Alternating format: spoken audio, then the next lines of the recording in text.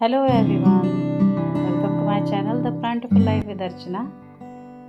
Aloe vera सिर्फ एक पौधा नहीं बल्कि प्रकृति का नेचर का बहुत बड़ा गिफ्ट है जो स्किन हेल्थ और ब्यूटी के लिए चमत्कारी काम करता है। पौधों के लिए भी बहुत चमत्कारी काम करता है।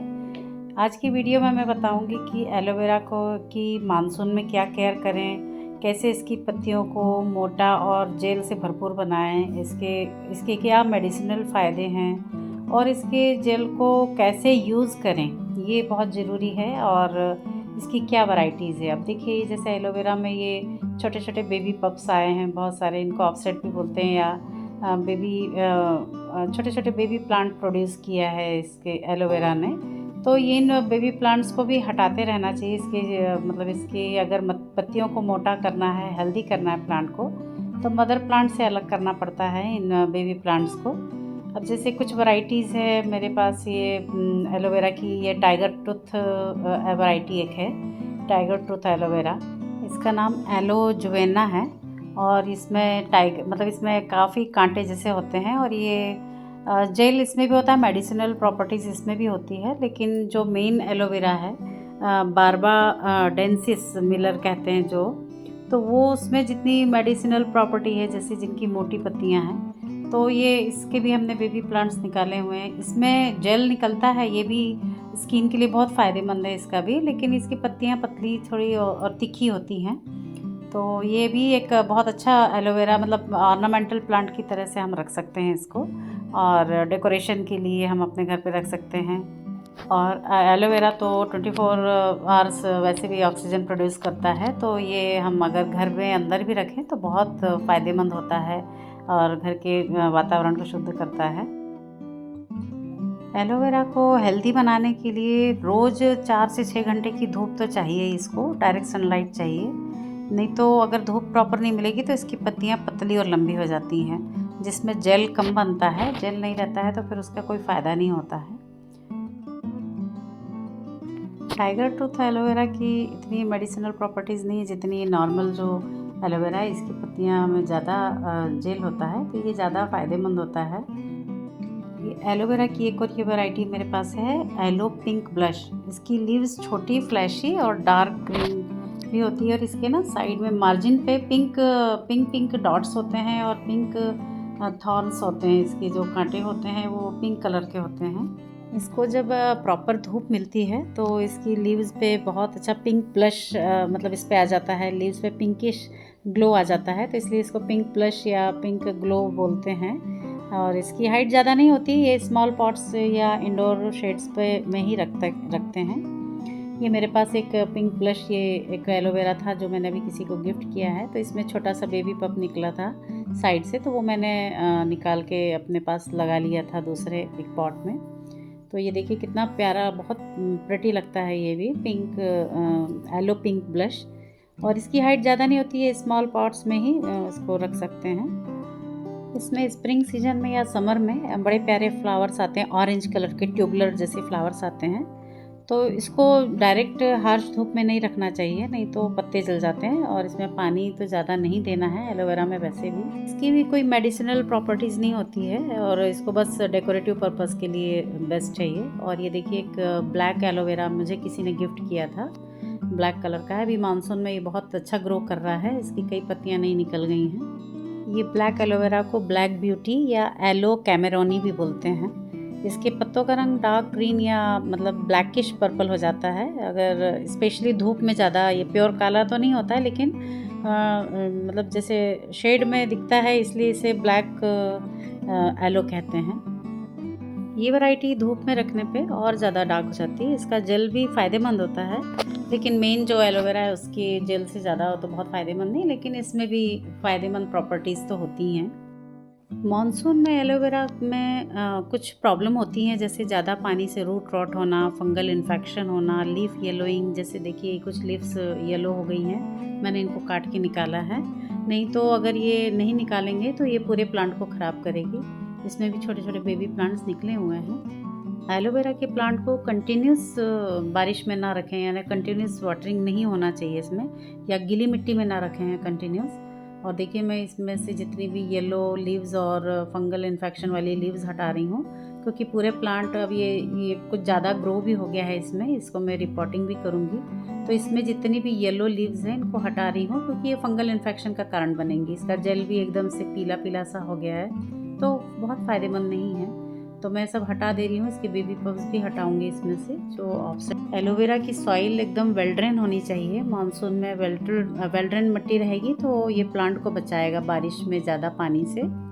और ये बारिश में इसको सेमी शेड एरिया में रखें, जैसे जहाँ उसको धूप भी मिलती रहे 4 से 6 घंटे की, और ज़्यादा पानी भी ना पड़े इस पर बारिश का। तो इस तरह से ये फंगल इन्फेक्शन से बच सकता है। अगर ज़्यादा शेड में भी रख देंगे तो फंगल इन्फेक्शन हो जाएगा। देखिए मैंने कुछ इसको उठा के, कुछ दिन बारिश में रहा, मैंने उठा के थोड़ा शेड में रख दिया, तो इसमें थोड़ा सा नीचे कुछ फंगल इन्फेक्शन और थोड़ा रूट रॉट भी हुआ है, और ये बहुत ज़्यादा रूट बाउंड भी हो गया है इस प्लांट में। तो इन सबको मैं हटा रही हूँ। इसकी जितनी भी पत्तियाँ ख़राब हैं वो सारी मैं हटा दूँगी, और रूट बाउंड जो इसका है उसको भी ठीक करूँगी। तो इस तरह से इसमें, और एक छोटे पॉट में इतने सारे प्लांट्स निकल गए हैं।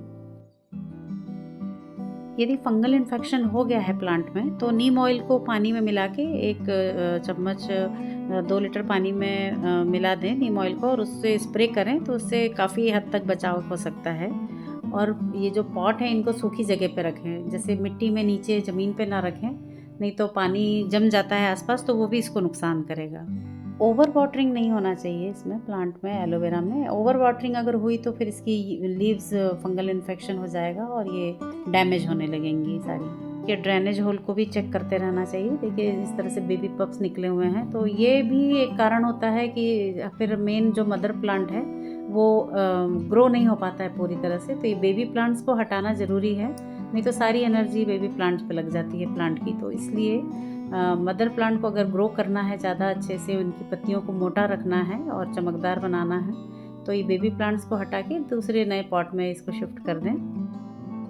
ये देखिए इस तरह से मैं इसके बेबी प्लांट्स निकाल रही हूँ इसमें से, तभी अच्छा ग्रो करेगा। वैसे मैंने काफ़ी ये ग्रो हो गया था तो मैंने कुछ लीव्स इसकी काटी हुई है अपने यूज़ के लिए, तो ये मैंने बेबी प्लांट्स निकाल दिए हैं। अभी मानसून में इनको हम शिफ्ट कर देंगे तो बहुत अच्छा ग्रो करेगा ये दूसरे नए प्लांट्स भी। और इसकी मिट्टी, इसकी सॉइल एकदम वेल ड्रेन होनी चाहिए। अब देखिए मैंने ये बेबी प्लांट निकाल के इसमें, अब मैं इसमें वर्मी कंपोस्ट डाल रही हूँ।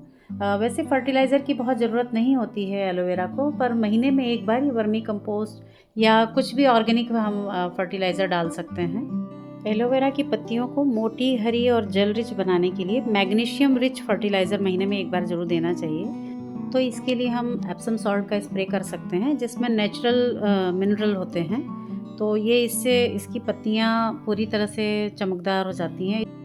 एलोवेरा के लिए सॉइल मिक्स तैयार किया है जिसमें 40% गार्डन सॉइल, 30% रिवर सैंड और 10% कोकोपीट, 10% कंपोस्ट, कोई भी कंपोस्ट, वर्मी कंपोस्ट या काउडंग कंपोस्ट ले सकते हैं। तो ये वेल ड्रेन रहेगी तो इसमें वाटर लॉगिंग नहीं होगा। इस कोकोपीट कम ही लेना है क्योंकि वो नमी को होल्ड करता है, तो मानसून में कोकोपीट कम लें इसमें। एलोवेरा के जेल और जूस दोनों का बहुत अच्छा यूज़ होता है, दोनों हेल्थ और स्किन और हेयर केयर में इसका बहुत अच्छा यूज़ होता है, लेकिन सही तरीके से इसको यूज़ किया जाए तो इसके बहुत फ़ायदे हैं।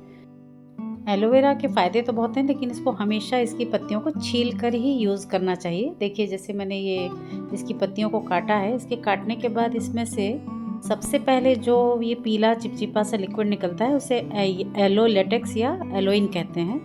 ये नेचुरल लेटेक्स ही होता है, लैक्सेटिव होता है, जिसको कंज्यूम कर ले तो पेट दर्द या डायरिया का डर होता है। और ये इसका येलो निकल जाना चाहिए। इसको कुछ देर हम काट के पत्ती को, थोड़ी देर हमको इसको स्टैंड करके रख देना चाहिए, क्योंकि ये येलो लिक्विड बहुत नुकसान होता है। मतलब हाथ पे या स्किन पे अगर लगा लें तो इससे इरिटेशन होने, ईचिंग होने लगती है। तो हमेशा ये इसकी पत्तियों को छील के यूज़ करना चाहिए। देखिए जैसे मैं कुछ और पत्तियाँ काट रही हूँ। एलोवेरा जेल को सनबर्न पे लगाइए तो बहुत जल्दी फ़ायदा करता है, और ये तो मुझे लगता है कि नेचुरल सनस्क्रीन का भी काम करता है। लेकिन इसका ये येलो जो चिपचिपा लेटेक्स है ये बहुत ज़्यादा ये नुकसानदायक होता है। तो हमेशा इस तरह से देखिए पत्तियों को काट के मैंने स्टैंड करके रखा हुआ है, और इसका वो येलो लिक्विड इसको अलग मैं इकट्ठा कर रही हूँ।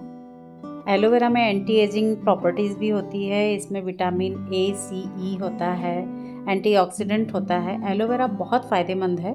एलोवेरा की जेल को अगर फेस पैक में मिलाते हैं तो मतलब नेचुरल ग्लो आता है। इसका जूस डाइजेशन के लिए अच्छा होता है, एसिडिटी में फ़ायदा करता है, ये ब्लड शुगर लेवल को भी कंट्रोल करने में सहायक होता है। अब देखिए जैसे ये येलो पार्ट निकला है तो इसमें इस लिक्विड को मैंने एक बर्तन में इकट्ठा किया। अब ये इसलिए किया है क्योंकि ये अगर मैं पौधों में दूंगी, देखिए छीलने पे इसमें ये येलो लेटेक्स होता है, तो इनको मैं पौधों में डालूंगी, स्प्रे करूंगी तो ये नेचुरल पेस्टिसाइड और फर्टिलाइज़र का काम करता है। तो ये येलो जो चिपचिपा लिक्विड है उसके लिए फ़ायदेमंद है पौधों के लिए, तो पौधों पे स्प्रे कर सकते हैं हम इसको। लेकिन स्किन के लिए या हमको अपना कंज्यूम करना है तो ये बहुत नुकसानदायक होता है, इसलिए इसको हमेशा छील के, देखिए मैंने छील लिया है और इसमें से लिक्विड वो येलो हटा दिया, वो वाला मैंने छिलका, और बीच में से इस तरह से मैंने जेल निकाला। ये जेल बहुत फ़ायदेमंद होता है। इसको अगर हम अपने स्कैल्प में लगाएं, सिर में हेयर स्कैल्प में लगाएं तो ये ड्राइनेस और डैंड्रफ को भी दूर करता है। ये जेल तो बहुत फ़ायदे, इस तरह से जेल को हमको यूज़ करना चाहिए हमेशा एलोवेरा में से। कभी भी डायरेक्ट हमको ये एलोवेरा यूज़ नहीं करना चाहिए, इसकी हमेशा ये इस तरह से ये छील के इसको इसके इस तरह से जेल को निकाल के। अभी ये मैंने ये एक लिक्विड फर्टिलाइज़र तैयार कर दिया है इस अपने प्लांट्स के लिए। तो ये देखिए ये सब मैं इसको अब ये अपने छान के मैंने अब इसको छान लिया है और इसको मैं अपने प्लांट्स पे स्प्रे करूँगी, जिससे जितने भी ये लीफी प्लांट्स हैं इनकी लीफ एकदम चमकदार हो जाती है और बहुत फ़ायदेमंद है एलोवेरा प्लांट्स के लिए भी, इसलिए इसका फर्टिलाइज़र लोग यूज़ करते हैं। एलोवेरा में फर्टिलाइज़र महीने में एक बार ज़रूर दें। एप्सम सॉल्ट का स्प्रे करें या मैग्नीशियम रिच कोई भी फर्टिलाइज़र, जैसे लकड़ी की राख भी हो सकती है, नेचुरल मैग्नीशियम होता है उसमें, पोटेशियम होता है, तो चुटकी भर राख मिट्टी में मिलाएं, ज़्यादा नहीं।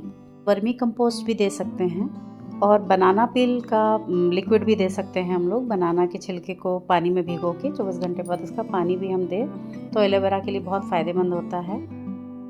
तो ये थी मॉनसून में एलोवेरा की केयर टिप्स और एलोवेरा की कुछ जानकारी।